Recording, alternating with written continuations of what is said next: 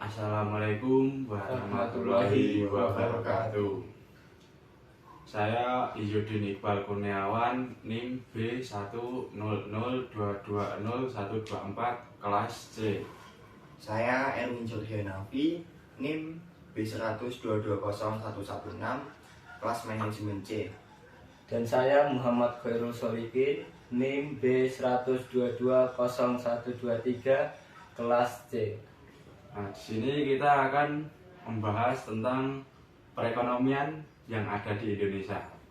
Mungkin lebih tepatnya masalah di masyarakat kelas ke bawah sih, kayak pedagang asongan, pemulung, terus gaji buruh, kayak gitu. Terus pertama yang akan kita bahas yaitu tentang pedagang asongan. Jadi gimana Mas Iqbal tentang pedagang asongan yang ada di Indonesia ini? Ya, kita tahu sendirilah pedagang asongan itu kalau di berita-berita yang rusuh sama Satpol PP, yang digusur, yang diangkut sama Satpol PP. Nah, itu kasihan lah. Sebenarnya jangan diangkut gitulah bareng-barengnya. Cuma kasih teguran kayak pertama, kedua, yang ketiga, terus lagi diangkut gitu. Nah, misalnya kalau langsung diangkut kan itu juga untuk menafkahi keluarganya, untuk menjalankan perekonomiannya, untuk keluarganya lah. Nah, misalnya kalau diangkut gitu kan perekonomian dia kan nanti nggak jalan gitu, menjadikan Indonesia ya kayak gitulah, banyak yang nganggur gitu. Ekonominya kebanyakan masih menengah ke bawah. Nah itu, nah semisal kayak pedagang asongan gitu kan dikasih wilayah gitu, pemberdayaan masyarakat itu kasih wilayah buat pedagang asongan. Nah nanti kan setiap wilayah itu ditarik, kalau enggak iuran buat retribusi itu, buat kayak kebersihan, keamanan gitu. Nah ini kan enak dilihat itu, Satpol PP juga barang enggak ngangkut-ngangkut kalau udah di wilayah itu. Dilihat juga enak gitu. Misal kalau di pinggir jalan gitu, pembeli lagi beli di situ, pasti Satpol PP datang. Saya Satpol. Pasti gitu, pas lagi beli diangkut gitu. Ya kan nggak enak. Nanti jadi di pinggir jalan sepi pembeli. Nah, kan itu udah dikasih wilayah gitu. Nanti kan pembeli kan nanti datang ke situ. Enggak. Jadi tertata rapi. Nah, tertata rapi, pembeli juga rame kalau di situ. Kalau di pinggir jalan udah ada Satpol PP, sepi pembeli nanti jadinya. Ya. Mengganggu pejalan kaki. Nah, mengganggu pejalan kaki. Enggak dilihat orang-orang itu enak lah dipandang kalau udah dikasih wilayah. Soalnya juga nanti banyak sampah sih. Nah, kalau pedagang soal gitu di pinggir jalan kan misalnya rame lah, setiap trotoar banyak gitu, full lesehan. Nah itu kan harusnya buat pejalan kaki. Nah, tapi malah disalahgunakan pedagang asongan. Nah terus pas di situ kan masih nanti banyak sampah-sampah yang berserakan gitu. Nanti kan menjadikan wilayah tersebut kumuh, menjadikan banjir juga bisa pas musim hujan kayak gini, tiap hari hujan gitu. Apalagi di kota-kota besar gitu kayak Jakarta gitu. Boyolali belum. Solo pun juga banjir. Nah, Solo Baru. Nah, itu kan udah banjir itu. Jangan kan Solo, Mentro juga ada banjir. Nah, itu kan untuk mengurangi lah, bisa salah satunya mengurangi sampah. Terus juga buat pertumbuhan ekonomi masyarakatnya juga. Nah, adanya pemberdayaan itu. Nah, betul. Kan kalau udah dibuatkan pemberdayaan gitu kan, nanti perekonomian dari sisi pedagang asongan itu kan udah lancar lagi. Nah, nanti kan tinggal pemerintahnya aja. Kalau enggak ya dari pedagang asongan minta saran dari pemerintah buat dibuatkan lapak gitu lah, buat keamanan dari pedagang asongan gitu. Pedagang asongan gitu kan juga banyak. Nah, makanya kayak dibuatin pasar gitu lah. Nah, kayak lahan gitu, buatkan lahan seperti pasar gitulah, khusus buat pedagang asongan gitu. Nah, kan itu bisa juga dari cenderamata dari kota tersebut lah. Makanan khas itu juga banyak gitu makanan dijual-jual. tradisional, Nah betul, pempek, itu Palembang. Palembang gitu. tahu Sumedang. Nanti kan banyak dijual di situ, tinggal nah kan masyarakat yang kecil itu kan suka jajan gitulah, yang apa di pinggir-pinggir jalan gitu, makanya dibuatkan tempat gitu aja. Malah rame sih kayaknya. Nah, itu kan- Kayak di minggu-minggu kan biasanya ada bazar makanan. Nah, kayak gitu kan nanti rame lah, mesti perekonomian juga jalan kan enak. Itu juga jelas sih pembelinya mau beli kemana. Nah, Ada tempatnya. ada tempatnya udah tahu. Misal kalau di pinggir jalan gitu ngepasi digusur kan nanti pembeli kan wah ngepasi digusur gitu. Nanti kan pembelinya pada wah nggak jadi jajan di situ lah, pasti pada puter kalau nggak jajan di lain tempat gitu. Ya tempat yang nyaman. Nah betul. Nah itu kan buat keadilan aja lah itu, dari pedagang sama pemerintah aja, nanti gimana minta saran gitu aja. Intinya minta buat Buat dikelola, lahan, diberdayain. Pemberdayaan itu ya kasihan lah intinya gitu, ya lebih kasihan. Nah nanti kan kalau sampah-sampah gitu kan pasti ada yang ngambil sampah itu kayak pemulung Nah. gitu, kayak botol-botol bekas gitu kan dipulung apa diambilin gitu lah, kayak pemulung gitu. Didaur ulang sampah. Intinya kayak pemulung pun bisa dapat kerjaan dari situ kan. Nah tapi kan itu menjadikan kemungkinan yang kumuh gitu kalau ada gitu. Nah ini solusinya kayak gitulah, kayak pemulung gitu gimana itu untuk menyikapinya gitu. Ya kalau pemulung sih emang kerjanya gitu sih. Dia tuh cuma ngambil sampah yang bisa didaur ulang terus dijual ke Penampungan sampah. penampungan sampah gitu. Ya dia dapat penghasilan dari situ. Karena apa? Karena dia Minim skill. minim skill dan juga kurang bersekolah. Sekolahnya Pendidikannya kurang sangat SDM. kurang SDM. Terus juga ya pemulung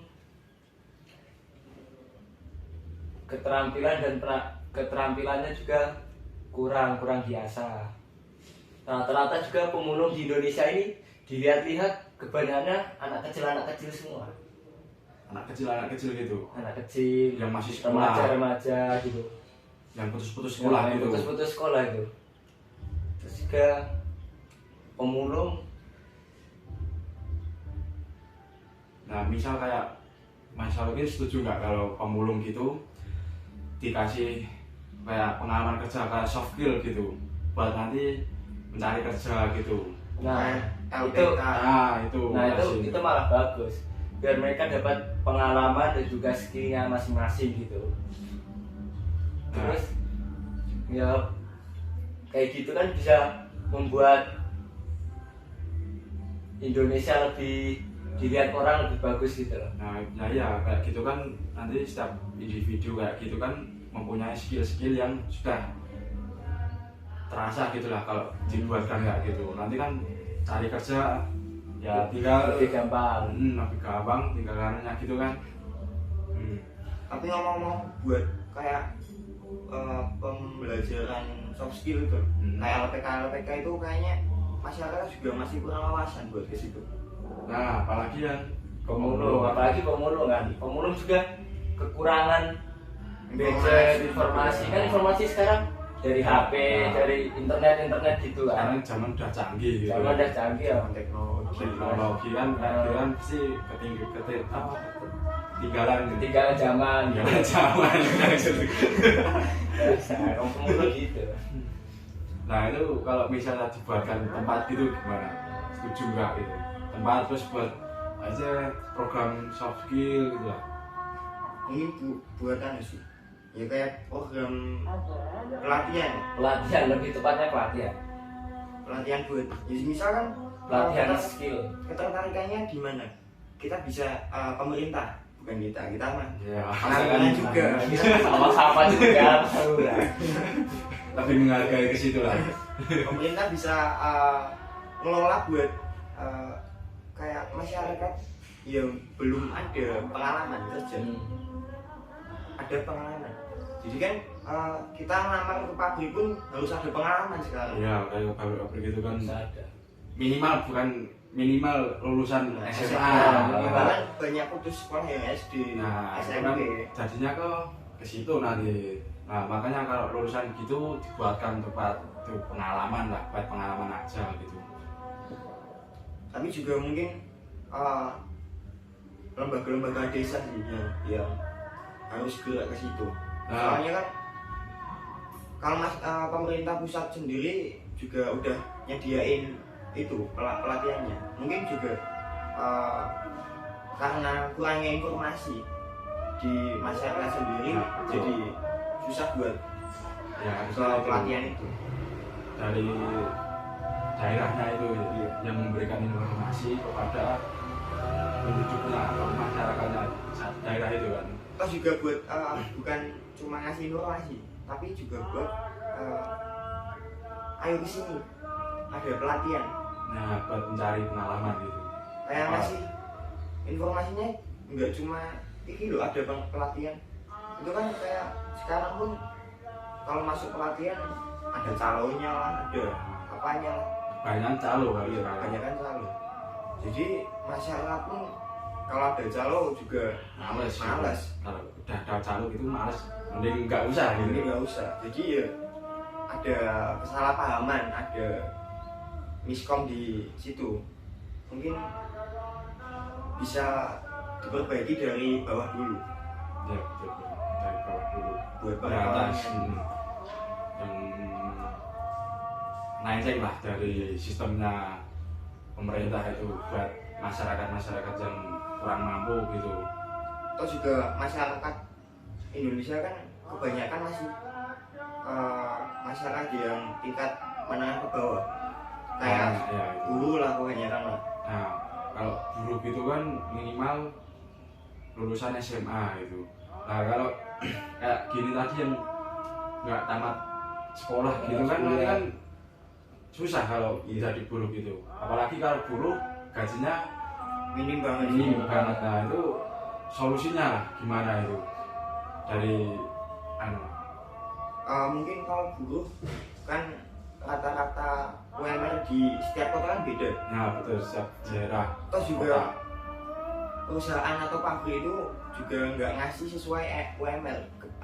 Ada juga nggak semua sih, ada perusahaan yang emang UMR-nya nggak sampai, jadi kayak kurang menghargai buruh. Jadi kayak buruh seolah-olah jadi budak lah, Ya, budak korporat. kan sama. Sudah kalau di pabrik gitu kan kalau yang bos gitu, bos kan nggak mau tahu, dia maunya Maunya untung untung, terus nggak peduli sama yang namanya buruh. Yang penting kan Yang buruh, bawahnya nggak peduli. nah nggak peduli sama sekali. Yang penting untung, gaji kan apa gaji segitu, mau nggak mau ya Harus ya mau. itu. Ya itu. Mau nggak mau harus Padahal gajinya juga telat kan. Ya, kadang dicicil gitu. Kecil juga. Ya, Makanya juga banyak yang demo buruh soal gaji Gaji telat yang lah, kurang. gaji nggak sesuai lah. Ya, ya. Banyakan molor lembur tapi nggak dibayar. Tapi di daerahku ada di Boyolali sini. Tapi nggak usah nyebut pabrik. Ya, daerah situlah ada gitu.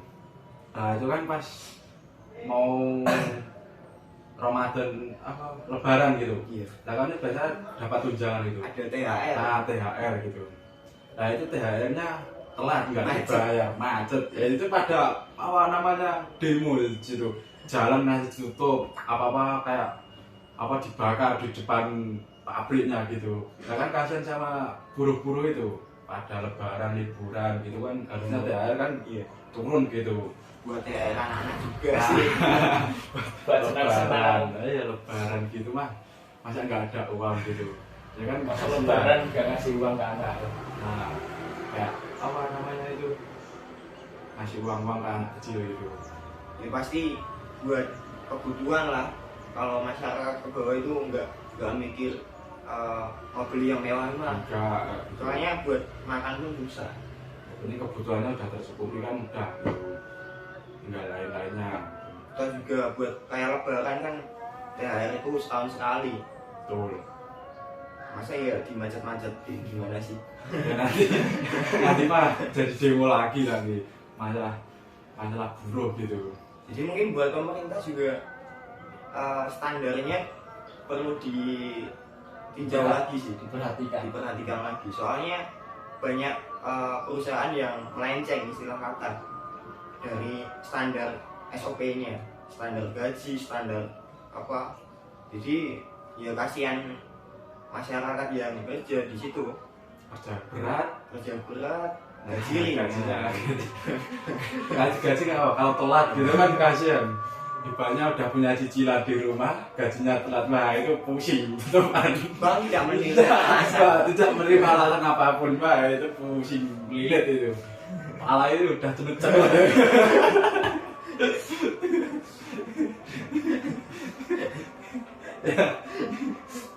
Ya ditinjau lagi lah itu. Buruh-buruh itu. Ya yang penting kalau buat sudut pandang, ya nggak sudut pandang sih, karena memandang tidak harus saling menyudutkan. Yes. Kelas. Boleh.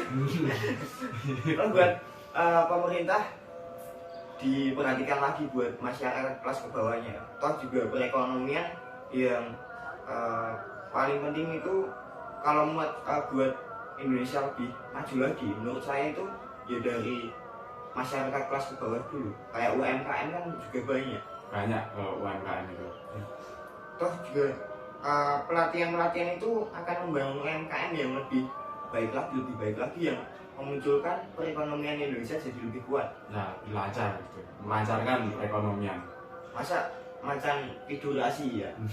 Oh itu terus. Turun deh. Macamnya turun. Jadi pemerintah itu kan sudah baik kasih kayak gitu lapangan kerja itu udah bener lah dikasih gitu.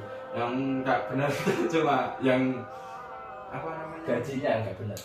Enggak, itu yang menjalankan lah. Pelakunya itu kan kurang gitu. Oknum-oknumnya Benar. sambung. Saya sebut misal Fulan. Bulan. Ya kan pemerintah sudah sediain banyak gitulah kayak sistem-sistem buat gitulah. Lapangan kerja. Sebenarnya juga pemerintah udah buat ya. Tapi ya Oknumnya itu yang bejat kepalat itu loh. Gitulah oknum-oknum. Jangan jadi oknum yang kayak gitu. Meresahkan masyarakat ya. Buat caleg-caleg jangan janji palsu. Calon DPR. Pemuda Pancasila. Ya, gitu lah. Ya begitulah yang dapat kita simpulkan dan kita yang sampaikan untuk perekonomian yang ada di Indonesia ini. Mungkin bisa buat jadi pertimbangan buat pemerintah buat ninjau lagi bawahan-bawahannya. Oknum-oknumnya itu dipecat-pecat aja. Enggak merugikan masyarakat. Merugikan masyarakat yang jelas. Banyak yang membutuhkan tapi malah diambil semua haknya. Ya sekiranya kita akhiri podcast ini. Terima kasih sudah menonton dan jadikan pembelajaran sama ini jangan buat sepandeng aja, buat wawasan aja. Tambahan wawasan lah. Ambil aja yang positifnya, jangan ambil yang negatifnya. Jangan jadi kalian oknum lah. Oknum terus. Oknum. Sekian dari kita. Wassalamualaikum warahmatullahi wabarakatuh.